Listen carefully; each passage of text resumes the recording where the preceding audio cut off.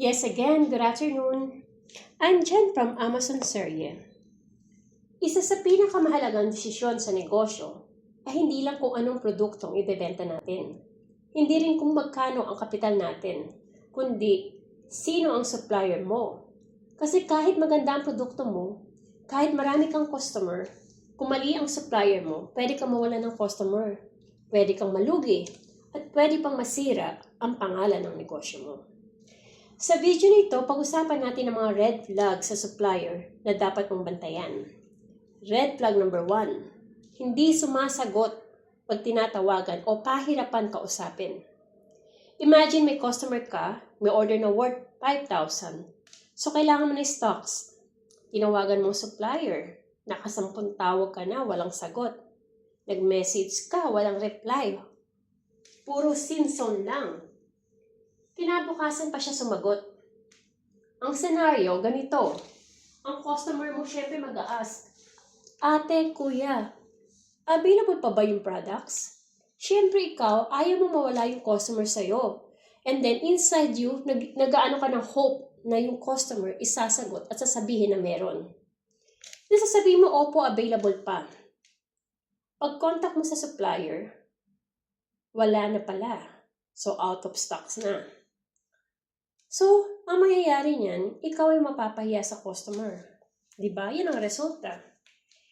So, ang lesson nito, ang supplier na mahirap kausap ngayon, okay? Mas mahirap yan kausap kapag may problema. Imagine, mag-a-ask ka lang ng stocks, napakahirap kausapin. Lalo na kaya pag may problema, may mga customer complaints or return, diba? So, red flag number 2, masyadong murang presyo. Halimbawa, gusto mong bumili ng portable fan. Pumunta ka sa supplier A. Ang price is 180. Then, sa kabila naman, supplier B, ang price is 90. Wow, half price, di ba? So, syempre, ang saya-saya mo, binili mo yung let's say, binili mo yung mura. Ngayon, ito na ang problema. So, marami ka nang nabenta sa customer mo. So, pagdating nung wala pang one day or wala pang isang oras, andyan na yung mga complain. Sasabihin nila, sirain po yung yung portable fan, di na po gumagana.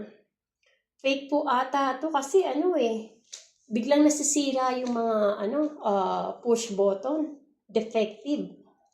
So, ang ending, i-refund mo syempre. Di ba? Alam naman na mag-refund sa iyo is yung supplier para sa customer mo. So, syempre, ikaw magre-refund doon dahil silang customer mo. Okay? Eto ngayon, kahit nasabihin nyo to o i-complain mo to sa customer mo, sa supplier mo, at i-refund nila yung pera. Iba pa rin kasi pag ikaw mismo, ang customer mo, masisira ka sa customer.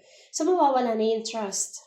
So, hindi na sila bibili ulit sa'yo. Kasi iisipin nila, ang binibenta lang yan, puro mga fake, puro mga defective. So, bakit ako bibili dyan? Bibili sila sa iba.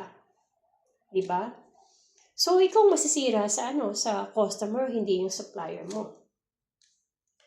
So, ang lesson dito, hindi lahat ng mura ay sulit. Huwag tayo titingin sa price. So, red flag number 3. Walang consistency sa quality.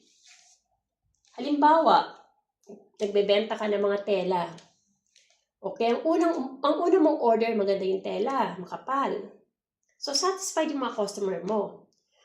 Pangalawang order, na-notice mo na parang iba na yung quality. Pangatlong order, ikaw mismo sa sarili mo, manipis na yung quality, manipis na yung tela. So, ang customer, rin yun, malalaman din, manonotice din nila, sasabihin nila na, Ate, bakit iba na yung tela nyo? Di na katulad nun. Diba? At dahil pangalan mo ang nasa negosyo, ikaw ang sisisihin. Hindi yung pinagkukuhanan mo.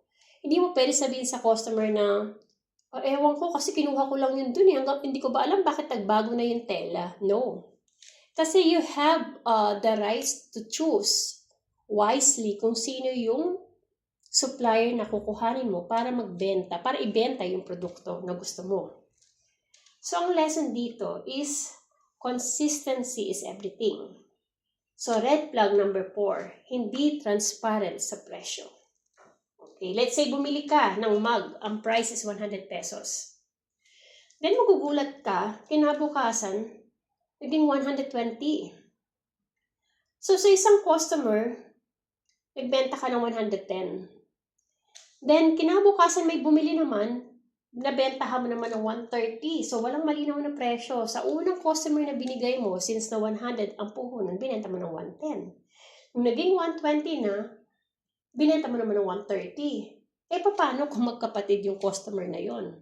Or magkaibigan? Mag-iisip sila bakit ganun? Hindi consistent ang price. Sa'yo, binenta lang sa'yo sa 110. Sa akin, binenta ng 130. Diba? Walang malinaw na presyo. So, ang lesson dito ngayon, maganda ang supplier na malinaw at consistent.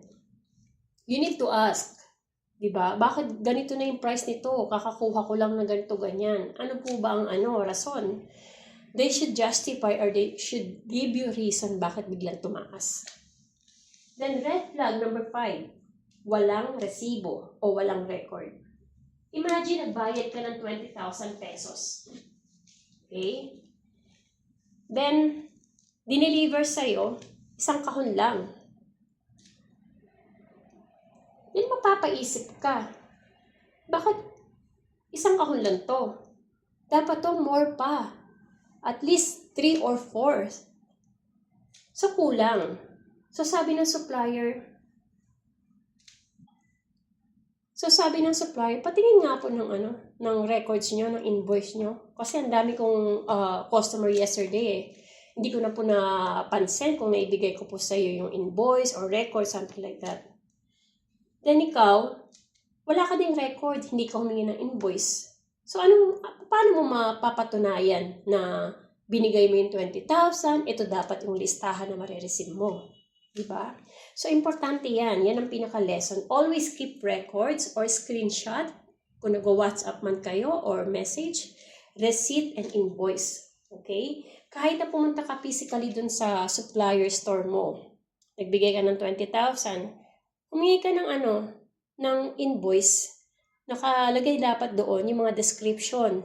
Let's say, bumili ka ng mug, 100 pieces, ganito yung amount. Then the other one, let's say pillow, ganitong pieces, let's say 100 pieces, ganito dapat naka-details yan at kukunin mo. Okay? Ngayon, kung ako rin sa inyo, kasi kailangan yan, di ba, sa tax filing, or if you want really to become more smart, i-picturean mo yung invoice. So in case na mawala, you have in your phone. Red flag number 6, walang after-sales support. Okay? Halimbawa, may defective na item kang nabili sa supplier mo. So, syempre, tinawagan mo yung supplier. Hindi na sumagot. Diba? Sinson na naman. Ngayon, sinong sasalo nito?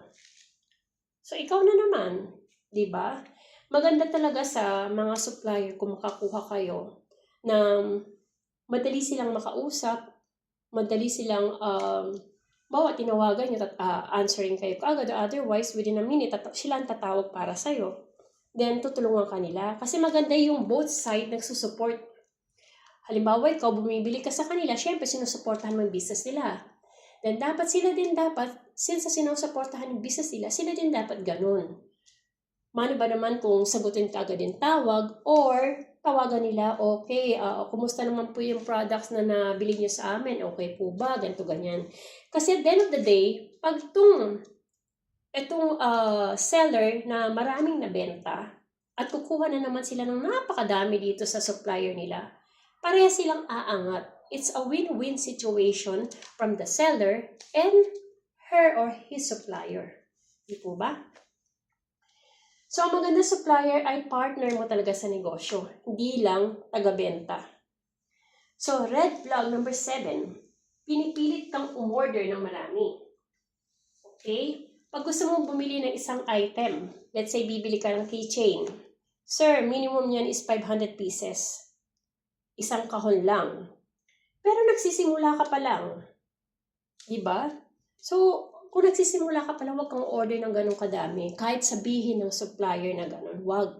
Sabihin mo, mag-start ka pa lang, gusto mong itry. Okay? Dapat pag bibili ka ng product, pag-isipan mo o pag-aralin mong mabuti. Okay? Let's say, binili mo yung sinasabi ng supplier, 500 pieces. Okay? So, ang scenario, nabili mo lahat. Pagdating ng ilang buwan, hindi mabenta. Ang nangyari, nakatenga. Okay? So, pera mo, na-stock. Nakaipit lang ang pera mo. Imbes na napapalago mo siya sa ibang produkto, na-stock lang yung pera mo doon. So, isa sa mga lesson dito is start small. Konting quantity lang. Hindi mo kailangang ubusin agad ang budget mo sa isang product lamang. Red flag number 8. Walang physical address or walang credibility. Let's say, umorder ka sa Facebook page. May magaganda silang pictures. Daming scammer sa Facebook, yung mga nagbebenta. Pero walang reviews, walang address, walang pangalan. Wala lahat. So, nakausap mo lang sila through messenger lang. Then, nakapagbayad ka ng 15,000 pesos. Pagkatapos mo magbayad, na-block ka na. So, ito, ang pinaka-lesson dito, always verify your supplier. Humingi ka ng address or business permit if it's available.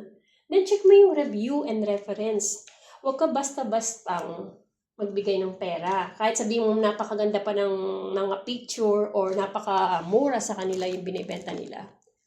Wag. Okay? Ang biggest lesson dito is ang supplier ay hindi lang pinagkukuhanan ng produkto. Partner natin siya sa negosyo. Minsan, hindi pinakamurang supplier ang pinakamaganda. Mas mahalaga ang consistency, quality, reliability, at trust. Dahil ang customer mo ay hindi naman kilala ang supplier mo, which is true. Ikaw ang kilala nila. Ikaw ang pananagutan nila. Which is tama naman, di ba?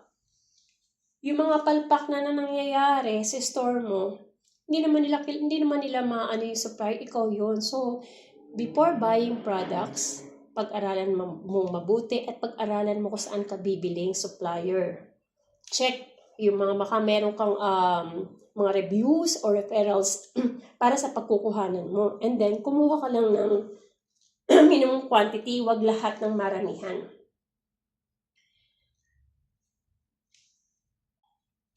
At tandaan, hindi lahat ng supplier ay magandang partner. Pumili ng mabuti dahil ang tamang supplier ay pwedeng magpalago ng negosyo mo. Pero ang maling supplier pwedeng magpalugi ng negosyo mo. This is my Amazon series for today. Real business, real lesson, and real stories. Thank you so much for listening. Have a lovely afternoon. See you. Bye.